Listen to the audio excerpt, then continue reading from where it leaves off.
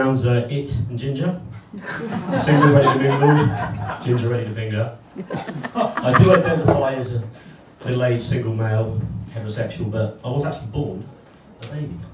And I've been doing comedy for a couple of weeks now. I was actually supposed to do a gig tonight for a charity. It was a fundraiser for Alzheimer's. I forgot. But yeah, I've been doing comedy for, I think it's a couple of months, and I just hope it goes better than the last gig, because I don't sound paranoid. I felt like everyone's laughing at me. From Southampton, I didn't already say, all the way back to the Titanic. My great-grandfather was actually, he was on the Titanic. He died on the Titanic. We found his death certificate. He just said HMS Titanic on it. I'm like, what happened? Well, you know, we looked into it, we did some research. It cost a bit of money, a couple of PIs on that. And it turns out he actually drowned in the bath. So I don't know if he should have left. Poor kid. He was Irish immigrant. But like, yeah. So the funny thing about Titanic is everyone thinks, oh, it's famous in Southampton, but it was actually made in Belfast and it's registered in Liverpool. So it's Titanic is from Liverpool. I just assume it comes out looking for work. So, anyone like music here? Yeah. Yeah, I used to sing in a band when I was younger. I was at uni, and it was quite good fun. We did all the good stuff at the time, 2007, so it was like The Strokes, it was like Amy Winehouse and stuff like that. And I remember joining the band and going to uni, and I just thought, I've given up uni, I'm joining this band. It was going so well, it was great. And the guys in the band with, they're really cool, and I got to know them, but as I got to know them, they got a bit like religious. And they're actually like, it turns out they're a secret Al-Qaeda terror cell. And it was 2007 now, and it's just crazy. Just as I got to know them, I heard these, you know, their chats, and they let me in their circle. I was like, Jesus, I got on really well with them, but I had to leave, obviously. I mean, they tried to make me go to jihad, but I said, no. I don't think it's right, and Adam thinks I'm fine. I'm not actually singing, probably guessed by now. So yeah, I was walking across the Itchen Bridge yesterday in Southampton. For those that don't know, the Itchen Bridge is like a really tall bridge that flows across the river. Like most bridges, it's tall, and it attracts a lot of attention, because you get some depressed people. Sometimes they have some Samaritan stickers. They sometimes try to climb up and jump off when they're really depressed. And every now and then you see someone. And I was walking back from work, and I saw this guy, and I don't know, he had like a ripped hat. He looked like I don't know if he was wearing makeup, but it was all running, and he was crying.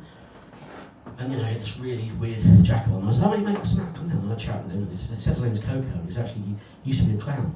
And it was like, yeah, but he had a really bad life, because basically the last sort of year his wife had left him, his dog had died, he lost his house and he couldn't get a job. And so I walked him down to the bottom of the bridge, and I was chatting to him about his life and stuff, saying, you're going to be okay, I said, how's things?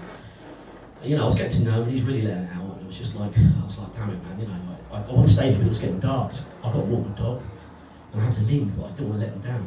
So I said, look, honestly, I hope it works out right, but I've got to go. And I went to walk away, and I just felt this pang of guilt, and I said, look, sorry mate, before I go, I just got to ask, you're not going to do anything silly, are you? That's where I was there as well. No, he killed himself, so.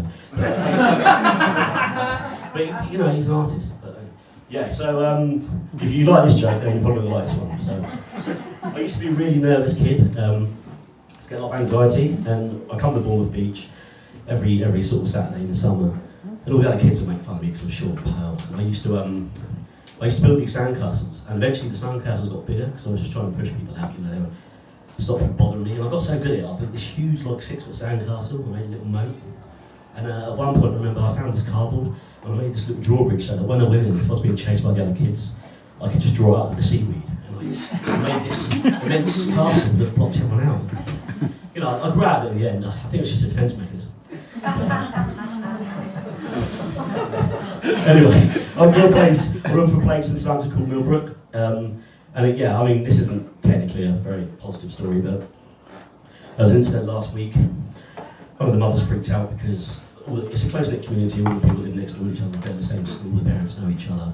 And then they, well, one of the daughters didn't come home, and the mother was freaking out, and she called the police, they couldn't do anything. And then she went knocking on all the doors, and then the parents were freaking out because they thought they were kids were all coming together.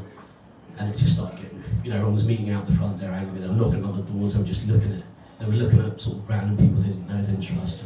A lynch mob formed because everyone was like, well, you know, my kid plays that kid, if that kid's gone missing, it could be my kid, and it's just the standard sort of paranoia and anger and toxicity come out. And needless to say, it was a bit of a witch hunt. But it was a witch hunt with disappointing results. Last time I checked, I think they found a dwarf, they found a troll, they even found a paedophile, but no witches. Right, I'll leave on a high note, thank you for your time.